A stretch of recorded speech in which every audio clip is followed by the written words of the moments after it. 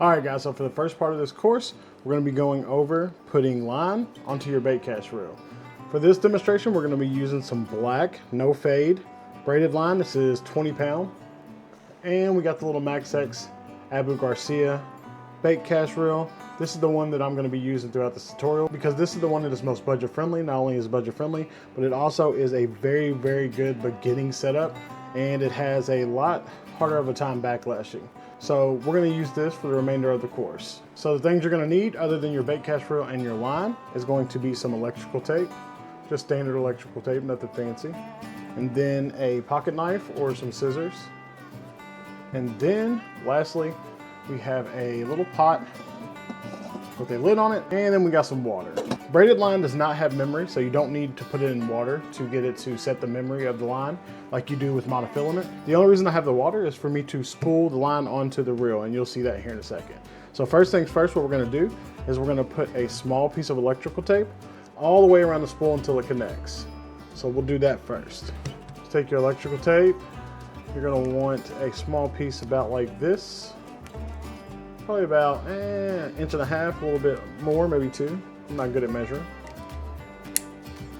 Go ahead and cut that off. Boom. Now that we have that, we're going to put that into our bait cast reel. This won't hurt your reel or do anything to it. Electrical tape's the best one to use for this.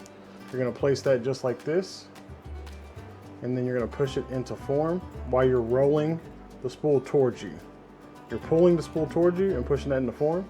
And then once you see it come all the way back around, just like this, you're gonna put your finger under the reel. There's a little spot right here to hold your spool through that little hole. You're gonna hold your spool just like this and press it down. There you go. To where it looks just like this. Make sure that you get it flush and pressed all the way down evenly, just like that. All right, that looks good.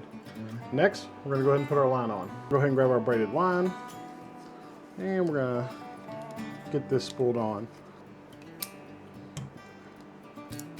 All right, there we go. And this black line might be really hard to see on camera, but you guys will be able to see what I'm doing. So, next what you're gonna do is you're going to make your knot. You don't have to put like a certain knot in here. I'll show you the exact knot that I use. You just go through the guide right here. You're going to want to go through the eye, just like that. Put the line through there. Then come to the other side. Pull that line through just like this. And wrap it around. For some reason with bait casters, this is always a little harder, especially when you tape the holes. If you don't tape the holes, then you can just put it through the holes and then spool it and then tie your knot. But I do this to prevent slipping. It rarely happens, but braided line has the ability to slip on top of itself. It doesn't happen a whole bunch, but I've had it happen while fighting a fish a couple times, and it was bad. So ever since then, now I just always go ahead and put electrical tape on there. So go ahead and put this bad boy around the spool. Then you're going to tie whatever knots you want to the spool. I like to just tie 3 overhand knots, and that's more than enough for me. Then you'll click the tag in. Make sure you don't clip your line.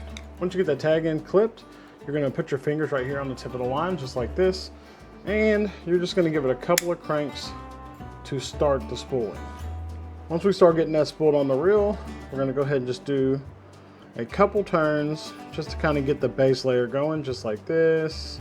Just like that, to where we got it evenly across. And again, while you're doing that, you're going to want to hold with your 2 fingers. Just follow the guide back and forth with your fingers as it moves to make sure it's even. Then you're going to take your pot of water right here. You're going to put this in here. And if you want, you can put the line right through here. I prefer to let it just sit on the side of the pot like this. If it's sitting on the side of the pot like this, it gives more tension when you pull, and it makes it go on very even. All right, and then you just spool it. Just like that. Easy peasy. It'll go back and forth by itself. Just use your finger to hold that. Don't go too fast or you will get burnt. It will burn your finger with braid if you go too fast. So you're just going to go back and forth like this.